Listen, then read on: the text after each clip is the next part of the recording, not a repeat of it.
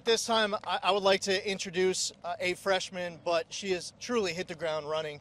She's instilled fear in Democrats on the other side of the aisle because she stands 7 feet tall and unapologetically carries that Constitution with her every single day in her heart, in her spirit, in her voice. Our colleague, Boebert from Colorado. Thank you very much, Mr. Governor.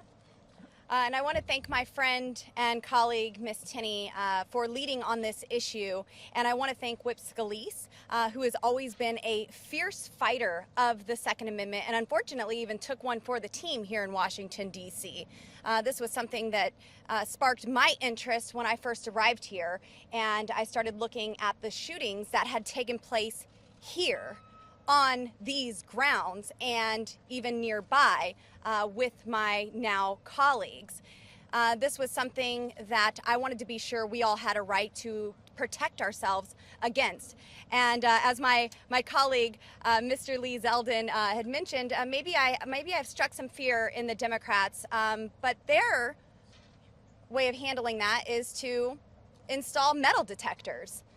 You know, on January 6th, I wasn't wishing for more metal detectors here at the Capitol.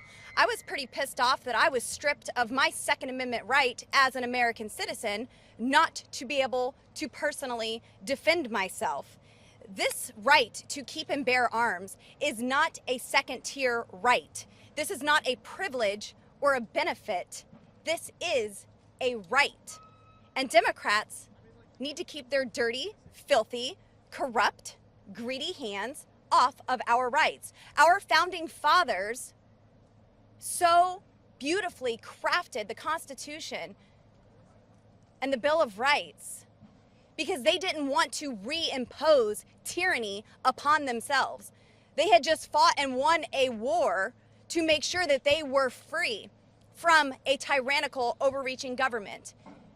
And they listed details to ensure that freedom. When they created government here in America, when they started lining that out, what government would look like, they said government is instituted by the people. We, the people, install government to secure our rights. Unfortunately, government has now grown to the point where they think that they're only here to keep us safe and limit us from those rights that we have, those self-evident rights. And they think that they are the ones who can only explain them to us. No, they are self-evident. We don't need politicians to describe those rights to us. We need them to secure our rights. And now we all know that Democrats hate this right to keep and bear arms.